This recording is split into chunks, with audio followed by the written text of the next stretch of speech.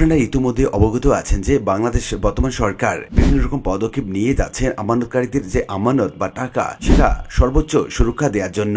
আজকে আমরা দেখে নিচ্ছি যুগান্তর নামক একটি অনলাইন পত্রিকাটির প্রতিবেদন একটা প্রকাশ করে শুক্রবার 4 এপ্রিল 2025 খ্রিস্টাব্দ তারিখে। প্রতিবেদনের শিরোনামে বলা হচ্ছে ব্যাংক লুটের রাজনীতি, অর্থাৎ গত সরকারের আমলে ব্যাংক খাতে যে চরম লুটের রাজনীতি হয়েছিল সেই সম্পর্কে আমরা জানবো। সেই সঙ্গে কিভাবে বর্তমান সরকার আমানতকারীদের টাকা সুরক্ষা দেওয়ার জন্য বিভিন্ন রকম পদক্ষেপ নিচ্ছে এবং নতুন করে আইন করছে এবং সেগুলো অলরেডি কার্যকর করা হচ্ছে। তো এই সংক্রান্ত বিস্তারিত তথ্য জানাবো আজকে ভিডিওতে। প্রিয় ভিউয়ার্স, আজকে নতুন ভিডিওতে সবাইকে স্বাগত জানাচ্ছি। আপনি যদি আমার চ্যানেলে নতুন হয়ে থাকেন তাহলে এরকম গুরুত্বপূর্ণ ভিডিওর আপডেট পেতে চ্যানেলটি সাবস্ক্রাইব করে রাখুন। ভালো লাগলে লাইক কমেন্ট করুন আর সম্পূর্ণ ধারণা পেতে পুরো ভিডিওটি না টেনে দেখুন। তাহলে শুরু করা যাক। বাংলাদেশের অর্থনীতির অবস্থা পর্যালোচনার জন্য শ্বেতপত্র প্রণয়ন কমিটি কর্তৃক স্বৈরশাসক হাসিনার 15.5 বছরে 28 উপায়ে দুর্নীতি এবং লুটপাটের মাধ্যমে প্রতি বছর গড়ে $16 বিলিয়ন হিসাবে আনুমানিক 234 বিলিয়ন মার্কিন ডলার অবৈধভাবে পাচার হওয়ার তথ্য প্রকাশের বিষয়টি সবার কাছে জানা। এটিও জানা সবচেয়ে বেশি লুণ্ঠনের শিকার হয় ব্যাংকিং এবং ফিনান্সিয়াল খাত, তারপর জ্বালানি এবং বিদ্যুৎ খাত, তারপর ভৌত অবকাঠামো, তারপর তথ্য যোগাযোগ প্রযুক্তি। সংযুক্ত আরব আমিরাত, কানাডা, যুক্তরাষ্ট্র, যুক্তরাজ্য, সিঙ্গাপুর, মালয়েশিয়া, হংকং, ভারত এবং কয়েকটি ট্যাক্স হেভেন দেশ সবচেয়ে বেশি অর্থ পাচারের সুবিধাভোগী হিসাবে চিহ্নিত হয়েছে। তবে বিদেশে পাচার হওয়া $234 বিলিয়ন আদৌ দেশে ফেরত আনা যাবে কিনা সেই বিষয়ে রয়েছে দোলাচল। ব্যাংক লুটের রাজনীতি কতটুকু সর্বগ্রাসী হয়েছিল তার একটি প্রমাণ দিয়েছিল অর্থনীতিবিদ ডক্টর মইনুল ইসলাম। তার মতে পতিত স্বৈরশাসক শেখ হাসিনার 15.5 বছরের শাসনামলে সবচেয়ে বেশি লুণ্ঠনের শিকার হয়েছিল ব্যাংক খাত, যার কারণে 61টি ব্যাংকের মধ্যে 11টি দেউলিয়া হওয়ার দ্বারপ্রান্তে উপনীত হয়েছিল। দেশে 61টি ব্যাংকের প্রয়োজন না থাকা সত্ত্বেও হাসিনার আমলে খামখেয়ালি সিদ্ধান্ত তার আত্মীয় স্বজন, আওয়ামী লীগের প্রভাবশালী নেতা এবং অলিগার্ক ব্যবসায়ী, সেই সঙ্গে রোবার ব্যারেনে পরিণত হওয়া লুটে রাজের পুঁজি লুণ্ঠনের অবিশ্বাস্য সুযোগ করে দেওয়ার জন্য এতগুলো ব্যাংকের লাইসেন্স দেওয়া হয়েছিল। প্রয়াত অর্থমন্ত্রী আবুল মুহিত বারবার আপত্তি জানা সত্ত্বেও এমন খামখেয়ালি সিদ্ধান্ত থেকে হাসিনাকে নিবৃত্ত করা যায়নি। ক্ষমতাসীনদের ছাত্রছায়ায় আওয়ামী লীগ আমলে Beximco S Alam group bank লুটের নেতৃত্ব দেয়। লুটপাট কবলিত 11টি ব্যাংকের মধ্যে চট্টগ্রামের ব্যাংক লুটেরা এস আলম কর্তৃক লুণ্ঠিত 7টি ব্যাংক হল Islami bank SIBL, first security Islami bank, union bank, commerce bank, NRB global bank, Al Fara Islami bank. উল্লেখ্য, এস আলম তার নিয়ন্ত্রণাধীন ব্যাংকগুলো থেকে প্রায় 1.5 লাখ টাকা লুটে নিয়ে বিদেশে পাচার করে দিয়েছেন।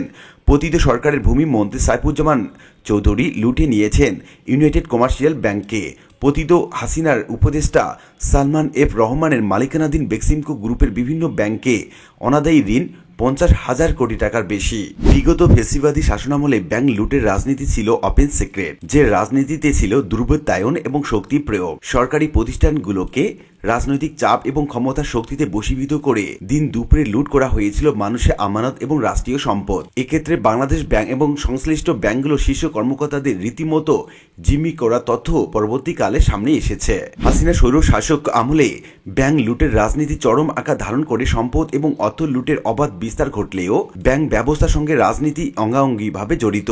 শীর্ষতম লুটেরা গোষ্ঠী চট্টগ্রামে এস আলম গ্রুপ হাসিনার পেয়ারের লোক হয়ে ব্যাংক লুটের নেতৃত্ব দিলেও গ্রুপের উত্থানের পেছনে জামায়াত ইসলামী পৃষ্ঠপোষকতার তথ্য রয়েছে। জামায়াত এবং ইসলামী ব্যাংকের ছত্রছায়ায় এস আলম গ্রুপ পুষ্ট হয়েছিল।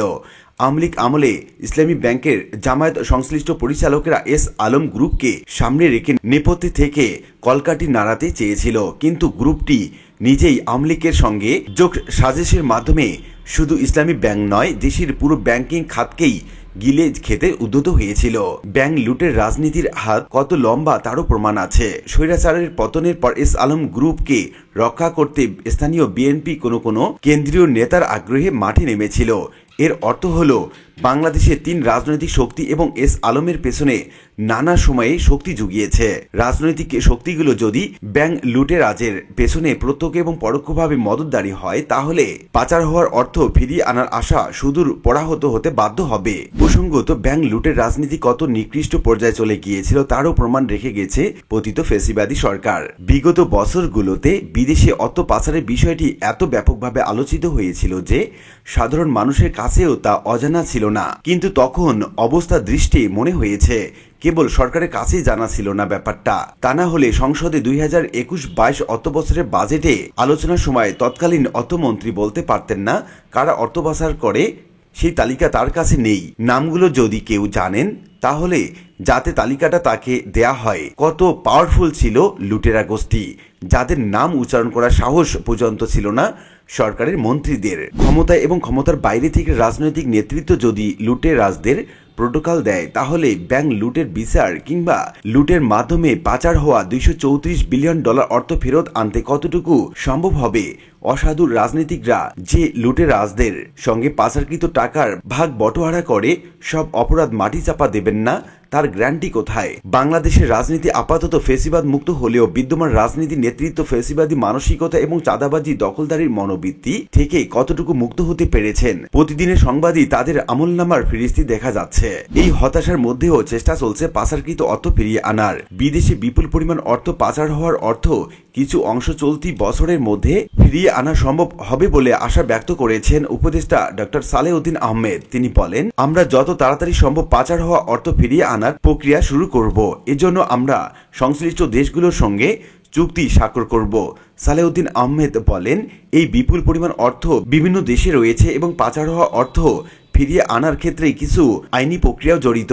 এই বিষয়ে আপনারা আগামী মাসে আরো ভালোভাবে জানতে পারবেন। এছাড়া বাংলাদেশ ব্যাংক বিষয়টি নিয়ে আরো বেশি বলতে পারবে। এদিকে প্রধান উপদেষ্টা অধ্যাপক ডক্টর মোহাম্মদ ইউনূস সংশ্লিষ্ট ব্যাংক কর্তৃপক্ষকে পাচারকৃত অর্থ ফিরিয়ে আনার জন্য প্রচেষ্টা জোরদার করার নির্দেশ দিয়েছেন। রাষ্ট্রীয় অতিথি ভবন যমুনায় মানি টেন্ডারিং প্রতিরোধ সংক্রান্ত এক সভায় তিনি এই নির্দেশনা দেন। অর্থ লুট আর পাচারের বিষয়টি উন্মোচনকারী শ্বেতপত্র প্রণয়ন কমিটি সাধ্যমতো কাজ করেছে। উল্লেখ্য, গত 5 আগস্ট সরকার পতনের পর 28 আগস্ট দেশের সামগ্রিক অর্থনৈতিক চিত্র জানতে ডক্টর দেবপ্রিয় ভট্টাচার্যের নেতৃত্বে 12 সদস্যের শ্বেতপত্র প্রণয়ন কমিটি গঠিত হয়।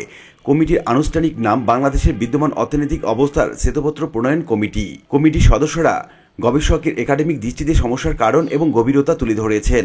কত টাকা পাচার করা হয়েছে তারও একটি ধারণা দেয়া হয়েছে তাতে।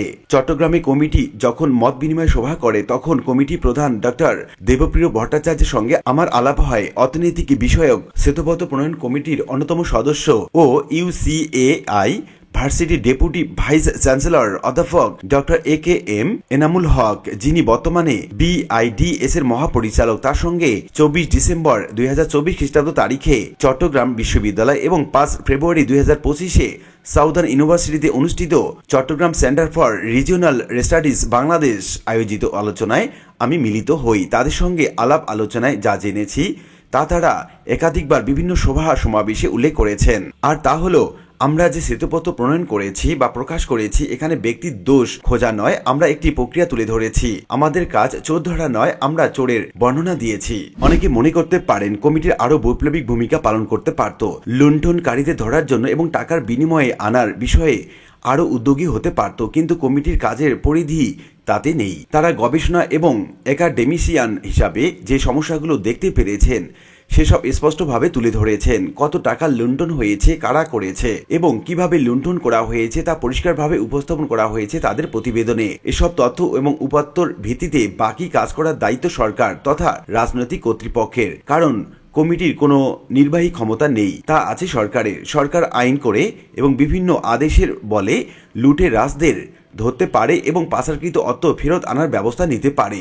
সরকার সেই লক্ষ্যে কাজও করছে। কিন্তু প্রশ্ন হলো, দেশের রাজনৈতিক শক্তিগুলো নির্বাচন সংস্কার এবং অন্যান্য ইস্যুতে উচ্চ কণ্ঠে বারবার কথা বললেও রাষ্ট্রীয় সম্পদ এবং সাধারণ মানুষের লুট করার বিষয়ে সরব নয়। ব্যাংক লুট এবং রাষ্ট্রীয় সম্পদ ফিরিয়ে আনার বিষয়টি রাজনৈতিক সিদ্ধান্তের বিষয়। যেভাবে রাজনৈতিক সিদ্ধান্ত ব্যাংক লুট সম্ভব করা হয়েছিল, সেভাবে রাজনৈতিক সিদ্ধান্তকেই লুটেরাজদের শাস্তি দেওয়া এবং পাচারকৃত অর্থ ফিরিয়ে আনা সম্ভব হতে পারে এবং এভাবেই ব্যাংক লুটের রাজনীতি অবসান করতে পারে। প্রয়োজনে লুটেরাজদের শেয়ার এবং অন্যবিধ সম্পদ জব্দ করে নিরীহ আমানতকারীদের কষ্টের টাকা ফেরত দেওয়া যেতে পারে। এই ব্যাপারে রাজনৈতিক দলগুলো যদি সরকারকে চাপ দেয় এবং সহযোগিতা করে করে তাহলে লুটের টাকা উদ্ধার করা সহজ হবে। আর যদি রাজনৈতিক দলগুলো লুটেরাদের কাছ থেকে সুবিধা নিয়ে তাদের রক্ষা করার চেষ্টা করে তাহলে রাষ্ট্রীয় সম্পদ এবং জনগণের আমানত ফিরিয়ে দেয়া মোটেও সম্ভব হবে না। সরকার এবং রাজনৈতিক শক্তিগুলো সদিচ্ছার উপরই নির্ভর করছে ব্যাংক লুটে সুরাহা করা এবং বিদেশে পাচার হওয়া $234 বিলিয়ন ফেরত আনার বিষয়টি। এজন্য দেশে সদ্য অতীতে যে ব্যাংক লুটের রাজনীতি অপরাশক্তি সৃষ্টি হয়েছিল তা দেশের রাজনীতি এবং রাজনীতিকদের মুক্ত হতে হবে সবার আগে। তো উল্লিখিত বিভিন্ন আলোচনা থেকে আমরা এটুকু বলতে পারি যে ব্যাংক এবং আর্থিক প্রতিষ্ঠান নিয়ে যে পরিমাণ দুর্নীতি এবং অনিয়ম হয়েছিল তা অন্য কোনো খাতে হয়নি বলে প্রতিবেদনে উঠে এসেছে। আর যদি বর্তমান রাজনৈতিক মন্ত্রী সেই সঙ্গে সংশ্লিষ্ট ব্যক্তিবর্গ ব্যাংকের টাকা ফেরত আনার ব্যাপারে পদক্ষেপ নেয় তাহলে ব্যাংক খাত আরো উন্নতি করবে খুব শিগগিরই। আশা করি বিষয়টি বুঝতে পেরেছেন। আর আজকের ভিডিওটি এ পর্যন্তই। আশা করি ভিডিওটি আপনাদের ভালো লেগেছে। ভিডিওটি ভালো লাগলে লাইক কমেন্ট করতে ভুলবেন না। দেখা হবে অন্য কোনো ভিডিওতে। সে পর্যন্ত সবাই ভালো থাকবেন। ধন্যবাদ।